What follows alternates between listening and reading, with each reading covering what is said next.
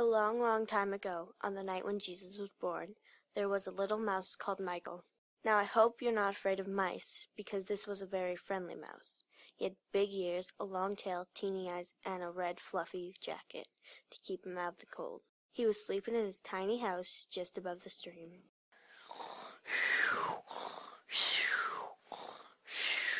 Suddenly, he was awakened by a strange noise. He looked up into the sky and saw that it was bright as day. He checked his clock. It was still the middle of the night, and then he heard, "Hark, a herald angels sing, glory to the newborn." Michael thought he would like to go find out what the singing was all about. So he scampered along to see Owl, a good friend of his, who lived up a tree and had a good view of everything that went on.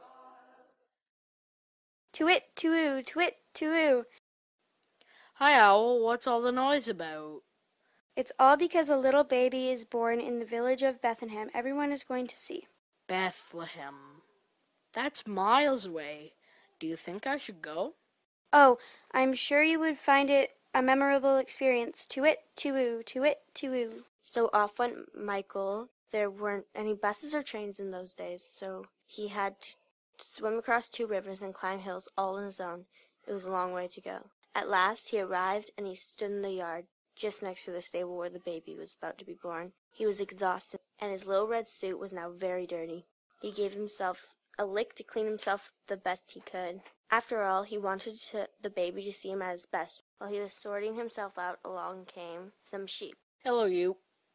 Mrs. Oo. "I'm going to see the wee baby." Can I come with you?" Michael was thinking he would get a good view if he stood on the top of the sheep's shoulders. "Have you got a present?" No. "Then you can't come with me." What kind of present have you got, Mrs. Oo? "Wool to keep the baby warm. Ba, ba, ba." And into the stable walked Miss Ewe and her friends. As they left, Michael heard another sound. Mrrr. Well, hello, Miss Cow. How do you do? And where are you off to? Mrrr. I'm here to see the baby. Would you give me a ride on your back so that I can see him too? Mrrr. Do you have a present? No. Then you can't come too. What kind of a present have you got, Miss Cow?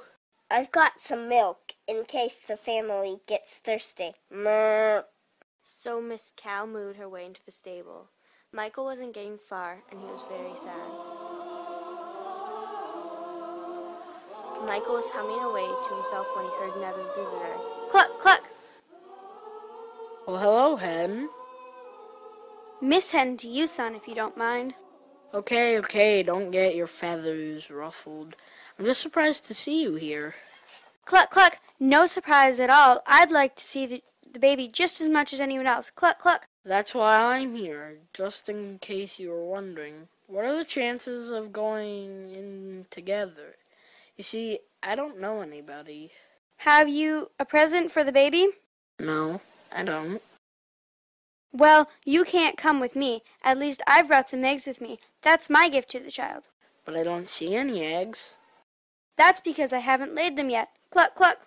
And away she clucked into the stable. Michael got sadder and sadder. He was wanting to get in, and he didn't know how. So he thought he'd walk around for a bit, and eventually he found himself right outside the stable door. He looked up, and you'll never guess what was staring him straight in the face. Meow. It was a big ginger tomcat with smelly breath. Just what are you after? I'm just here to see the baby, honest. You're here to see the baby, hey? Have you got a present for the baby? No, I haven't. Well then, you're not getting in. But what about you? Do you have a present for the baby? I am employed to keep little hooligans like you far, far away. Take this! Michael scampered away just in time and ran to the side of the stable where he hid.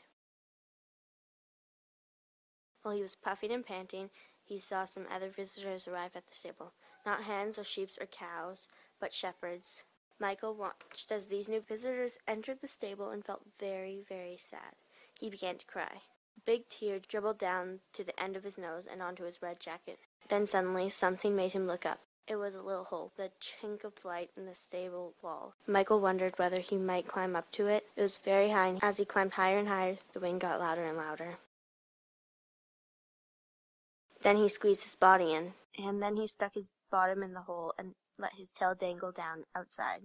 It took him a little while to get used to the light because it was quite bright in the stable. But as soon as his eyes had adjusted, the first thing he noticed was the baby in the arms of Mary, his mother, and Mary was looking over at him. She gave him a big wink. Then she got Joseph, the little baby's father, to look over at Michael, and he gave him a big wink and then said, ever so gently, Thanks, little mouse. That puzzled Michael. Why would Joseph thank him? That hole in the wall was too high for me to reach, and we were worried in case Jesus would feel a draft and catch cold. Michael was really thrilled. He had brought the baby a gift after all. He felt especially pleased now that he could see everything. He saw the sheep giving their wool to keep the wee baby warm. He saw the cow giving her milk to the family when they were thirsty. Then he saw the hen give her newly laid eggs to Mary. And he saw the shepherd and the wise men give their presents, and everybody looked so happy, even the big ginger tomcat with the smelly breath. Michael stayed in the hole in the wall all night until morning came. Then when the wind had stopped howling, and without any fuss, he climbed down and headed for home. By the time he got back to the stream where he lived, he was very tired, but his friends were there waiting to greet him. "Too-it, too-oo, I've heard all about it, you know. I've spoken to the sheep. I've had a word with the cow. Listened for ages to one of the hens. They told me all about it, and they told me how you didn't get to see the baby because you didn't have a present for him. But I thought you didn't have a present. What did you give him?" I gave him me, for as long as he needed me. Then Michael turned and disappeared into his little hole at the side of the stream. And that is where the story ends, with Michael's words, I gave him me for as long as he needed me.